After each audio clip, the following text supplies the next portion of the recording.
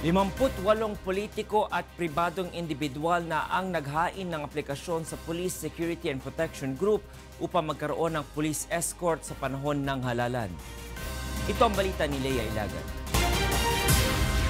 Inirecall na ng PSPG noong weekend ang nasa 457 na mga tauhan na nagsilbing police escort ng mga politiko at pribadong individual. Ito'y base na rin sa COMELEC virtue of Resolution number 10446 kaugnay ng nalalapit na midterm election sa Mayo.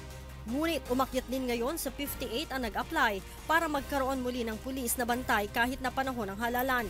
Ayon kay Police Security and Protection Group of PSPG Director, Police Chief Superintendent Fillmore Escobal. Sa 58 na nag-apply, nasa 22 ang politiko na halos mga kongresista at 7 naman ang hindi kandidato ngayong 2019 midterm elections ang pinuproseso pa. Naman sa mga on process na candidate, 12 dito ay running for congressman, and then 3 yung running for governor, 3 for senator, and 2 for mayor. 14 naman ang na-endorso na ng PSPG sa COMELEC kabilang ang isang pribadong individual. 15 naman ang naaprubahan na ng COMELEC upang magkaroon ng tig-2 police escort. Isang applying for isang kandidato at saka isang government official yung approved. And the rest, around 13, yung private individuals with approved a certificate of authority from the COMELEC. Sa mga nais namang humabol para magkaroon ng police escort, kailangang dumaan sila sa tamang proseso. Mga requirements is of course yung they have to download yung forms from the COMELEC website.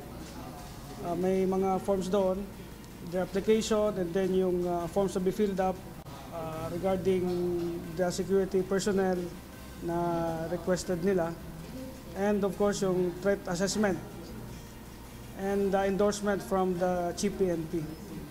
Tanging ang mga itinuturing na high risk tulad ng biktima ng kidnapping, assassination, liquidation at heinous crime lamang ang naaaprobahang magkaroon ng police escort dahil may malinaw na banta ang mga ito sa kanilang buhay. Sinabi ni Escobal na ang mga tauhan ng PSPG na ni-recall ay sasailalim naman sa retraining at refreshing course at magsisilbing reserve force. Ibabalik aniya ang mga ito sa kani-kanilang protectee pagkatapos ng election period sa June 12. Leia Ilagan, UNTV, News and Rescue, Campo Crame. Bawal naman magdala ng baril ang mga security guards kapag hindi naka-duty, lalo na ngayong umiiral ang COMELEC gun ban. Ayon sa officer in charge ng Enforcement and Management Division ng Supervisory Office for Security and Investigation Agency o SOSIA na si Police Superintendent Jaime Santos, hindi pag-aari ng mga gwardya ang ginagamit nilang baril sa trabaho dahil ito ay nakapangalan sa kanilang agency bilang mga juridical firearm. Kaya bawal itong bitbitin ng mga gwardya at sa halip ay ito turn over sa kapalitang security guard. Ang mahuhuling magdadala ng baril ay aarestuhin at mahaharap sa kaso. Magiging illegal possession po yan. Kahit humipapil yan kasi yung pagdadala ng baril, hindi sila entitled pag off-duty. No? Kaya nga dapat doon naka-specify sa duty detail order, may specific ngang area kung hanggang saan lang sila pwede or allowed magdala ng baril kahit naka-duty sila. Once wala na po sila sa AOR nila at nahuli sila, makakasuhan po sila. Tay ang magkasintahan sa Bulacan sa isinagawang buy-bust operation ng Malolos Police kagabi. Ayon sa mga otoridad, nanlaban umano ang mga ito sa mga pulis na nagsagawa ng operasyon.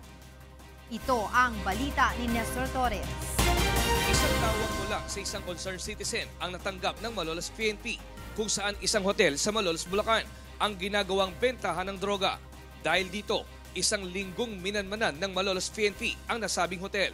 Nang bumalik sa hotel ang mga suspect, doon na isinagawa ng mga pulis ang buy-bust operation. Pasado alas 8 kagabi, sa halagang 1,000 pesos, nakipagtransaksyon ang mga pulis na nagpanggap na buyer sa 2 suspect. Subalit papasok pa lang ng kwarto ang mga pulis, sinalubong na agad umano sila ng putok ng baril. Gumanti ang mga pulis na ikinasawi ng 2 drug pusher. Pinutokan po agad yung pulis natin. Buti dito naman. But the thing is, nung gumanti po tayo na putok, na-neutralize naman po sila. Kinilala ang mga nasawi na sina Gary de la Cruz at Jeanette Hong, magkasintahan, kapwa residente sa syudad ng Malolos. Ayon kay Malolos Chief of Police Emery Abati, kumukuha ng droga ang mga ito sa parting Caloocan at ibinebenta sa mga parokyano nila sa iba't ibang hotel sa Malolos.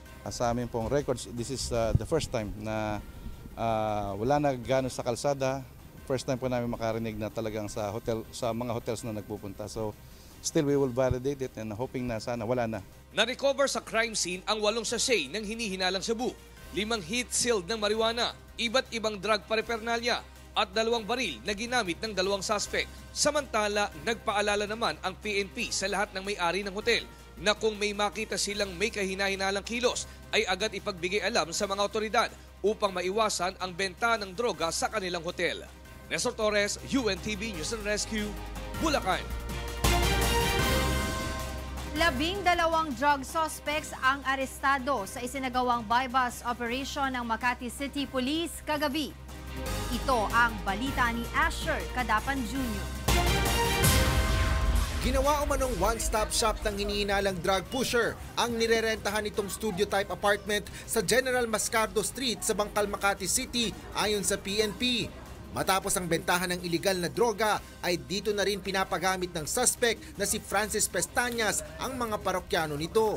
Base sa sumbong ng mga kawani ng Barangay Bangkal at infotext na natatanggap ng pulisya, talamak pa rin ang pagtutulak ng droga ng suspect sa lugar.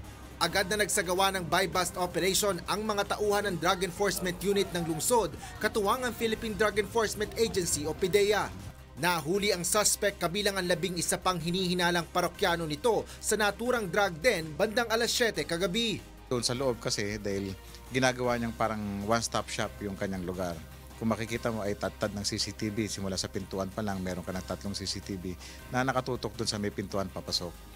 At meron pa rin sa loob at meron pang mga CCTV na malalayo doon sa lugar nila para makita nila yung mga lumalapit at gustong bumili o kaya mga pulis na gustong mag-raid. Nasabat sa mga suspect ang 23 sachet ng hinihinalang shabu na tinatayang nagkakahalaga ng 200,000 piso, isang maliit na sachet ng suspected cocaine at mga drug paraphernalia. Sa pagsisiyasat ng mga pulis, nasa drug watch list si Pestañas at dati nang isinailalim sa Oplan Tokhang ngunit hindi ito nagbago.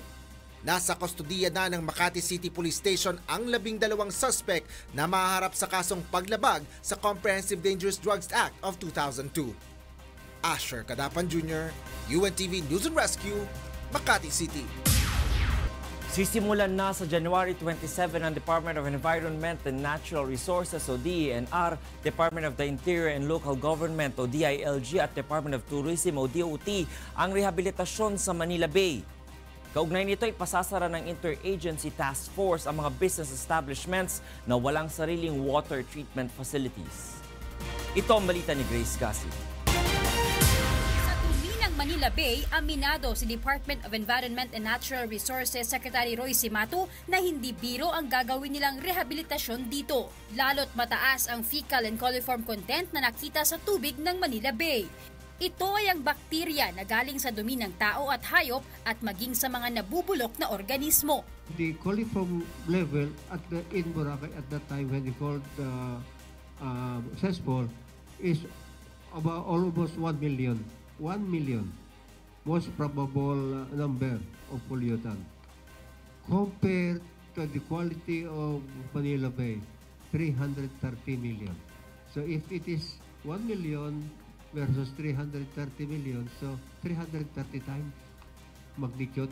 Kanina nagpulong na ang mga ahensyang kikilos para sa rehabilitasyon ng Manila Bay. Unang tututukan ng Interagency Task Force ay ang paglilinis sa mga estero at ang relokasyon ng mga informal settler. Ang mga establishmentong nakatayo sa Manila Bay na walang sariling water treatment facilities ipasasara ng DNR. Pagmumultahin ang mga ito ng 20,000 hanggang 200,000 piso kada araw. Habang ang mga lokal na pamahalaan na walang ginagawang aksyon para malinis ang Manila Bay, posible ring maharap sa kaso. They're not performing their job, then we have to make them accountable.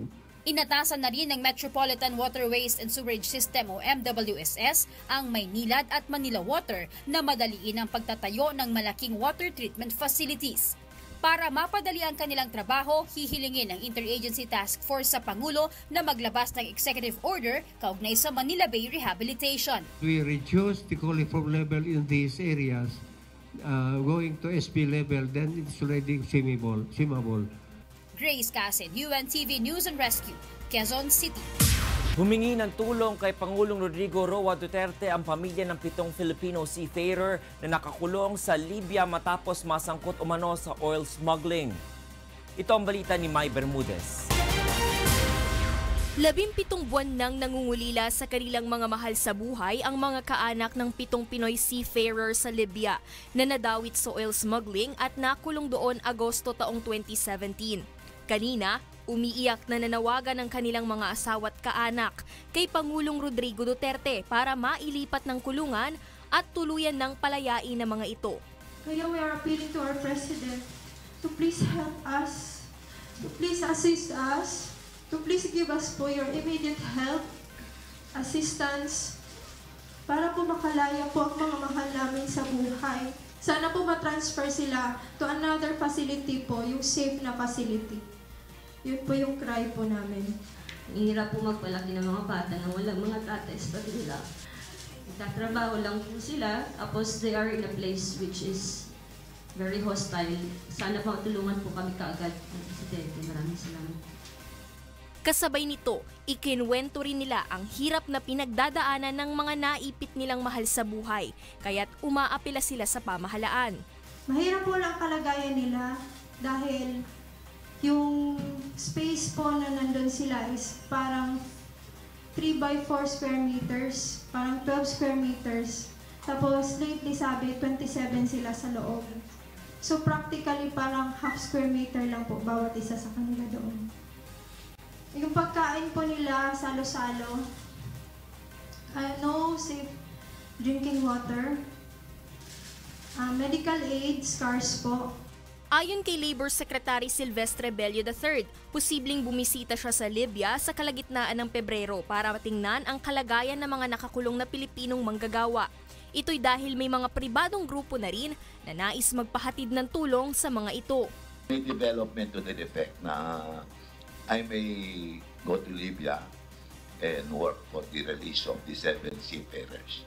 By law, yung benefits ng mga detained seafarers na ibibigay regularly by the manning agencies. Nakikipag-ugnayan na rin ang mga kaanak sa Department of Foreign Affairs para sa magiging hakbang ng kagawaran upang matulungan ang mga nakakulong na manggagawa. Mai Bermudez, UNTV News and Rescue, Manila. Ayong hapon, narito na ang mga balita mula sa iba't ibang panig ng Pilipinas. 31 bahay ang tinupok ng apoy matapos sumiklab ang isang sunog sa Iloilo City kagabi. Pansamantalang nanunuluyan ngayon sa mga itinalagang evacuation center ng lokal na pamahalaan ang mahigit 40 pamilya na apektado ng sunog. Ito ang balita ni Vincent Arboleda. Halos wala na may nabilin sa 31 kabalay nga gintupok sang kalayo sa sunog nga nagsigrap pasado alas 9 kagabi sa Barangay Taal sa Molo, Iloilo City. Suno sa inisyal nga report sa Bureau of Fire Protection, alas 9:08 sang gabi ginrespondihan sang BFP, Volunteer Fire Brigades kag Iloilo City Disaster Risk Reduction and Management Office ang sunog pagkatapos makabaton sang fire alarm sang alas 9:02 sang gabi. Madasig ang pagkalat sang kalayo, bangod sa kalabanan nga mga panimalay, human lang sa kahoy kag mga light materials nga madasig masunog. Alas 10:52 ang gabi sang makontrol ang kalayo, kag gilayon nga naapula alas 12:18 sang kaagahon. Temporaryo subong nga nag-i-star sa Iloilo City National High School nga nangin evacuation center ang 43 ka pamilya kag kapin sa 23 ka individual. So ubos kita ng kagawa. Siyang tukpik. Wala ni dyan. Ano bilin sa mo niya mo lang niya. Pasalamat kami sa Ginoo nga nakaluwas kami sa amo na biskan wala kami dala pero okay kami sa mga kabataan. Naghatag man sang mga habol, pagkaon kag tubig ang gobyerno lokal sang Iloilo City sa mga nasunugan.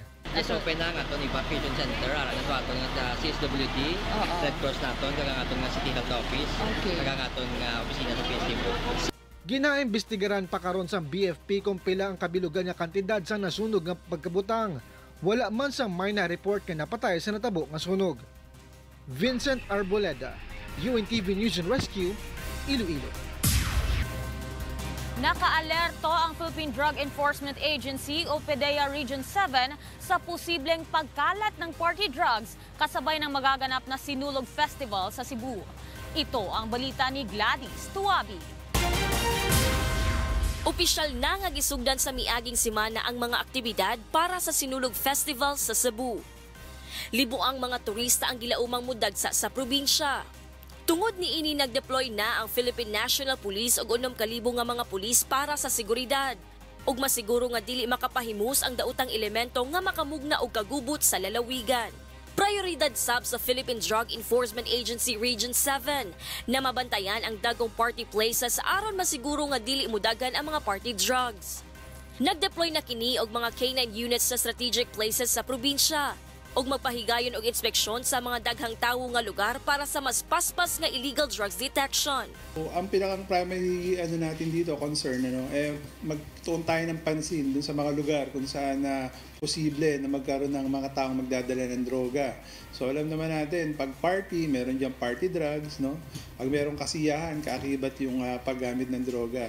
Tutukan sab sa PDEA 7 ang mga seaport ug airport aron masiguro nga walay ginadiling drogas nga makalusot sa Cebu. Alam naman natin yung influx ng mga passengers pagka merong festival, madami. So posible na may magpasok din ng droga. So mahigpitan natin yung mga port of entry lalo na itong ating major seaport and airport. Pahinumdum sa PDEA 7 sa mga party-goer o publiko. Ipahibalo dayon sa ilaha kung adunay makitang kadudahang tawo o aktibidad sa ilahang palibot aron makalikay sa mga krimen o trahedya. Gipahimangnuan sad ang mga ginikanan sa mga menor de edad nga moapil sa mga aktibidad nga permanenteng makahibaw sa mga lugar nga adtuan sa ilahang mga anak o kung kinsa ang kuyog niini aron malikay sila sa bisyo o kagubot. Gladys Tuabi, UNTV News and Rescue, Cebu. Iginiit ng Department of Health o DOH na walang pneumonia outbreak sa bansa. Ayon sa kagawaran, komplikasyon lamang ng trangkaso ang pneumonia lalo na kung ito ay napabayaan. Ito ang balita ni Aiko Miguel. Itinuturing ng Department of Health na flu season ang buwan ng Disyembre hanggang Pebrero dahil bahagyang may pagbabago ang klima ng bansa na kung minsan ay malamig at kung minsan naman ay mainit. Ayon sa Department of Health, ito ang dahilan kaya marami ngayon ang may sipon, ubo at nilalagnat na mga sintomas ng flu o trangkaso.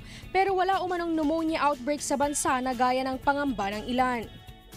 Yung cases natin ng mga sakit this year, mas konti naman kaysa doon sa same time last year. Pero talagang flu season ngayon. So, in-expect naman natin na ngayon dumami yung mga kaso at yung mga iba, mayroong mga complications nga na pneumonia. Katunayan anya, batay sa ulat ng DOH, mas mababa ng 13% ang naitalang flu cases simula January 1 hanggang December 31, 2018, kumpara sa kaparehas na panahon noong 2017. Nagkataon lang anya na uso ngayon ang trangkaso, pero wala umanong dapat ikabahala rito. Talagang usually hanggang January to February marami tayong flu cases pero hindi naman siya alarming in the sense na hindi siya mas marami nga actually yung last year. Mabilis anyang kapitan ng flu ang mga kabataan at matatanda, lalo na ang mga may sakit sa puso at diabetic. Yung flu virus kasi talagang every year naman ibang strain yon. Kaya kailangan taon-taon magpapabakuna tayo. And to keep us protected, saka of course take precautions na hindi mahawa. At saka kung meron man tayo na hindi tayo makahawa. Sang-ayon ng infectious disease specialist at dating president ng Philippine Society of Microbiology and Infectious Diseases o PSMID na kinakailangan mapaigting ng pamahalaan ang programa sa pagbabakuna laban sa trangkaso. We lack people that are being vaccinated for influenza.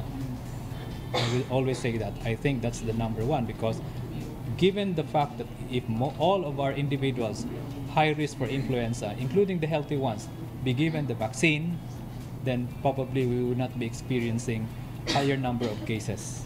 Payo pa ng mga eksperto, umiwas sa maraming tao at magsuot ng face mask, lalo na kung ikaw ang may sakit. Panatilihing malinis ang katawan at laging maghugas ng kamay. Magtakip ng bibig at ilong kapag sinisipon at inuubo. Uminom ng maraming tubig. at huwag nang pumasok sa trabaho o paaralan kung nakakaramdam ng malalang sipon at ubo upang huwag nang makahawa sa iba. Kapag umabot ng mahigit 1 linggo ang ubo, sipon at lagnat, agad na magpakonsulta sa doktor upang huwag itong mauwi sa pneumonia. Aiko Miguel, UNTV News and Rescue, Manila.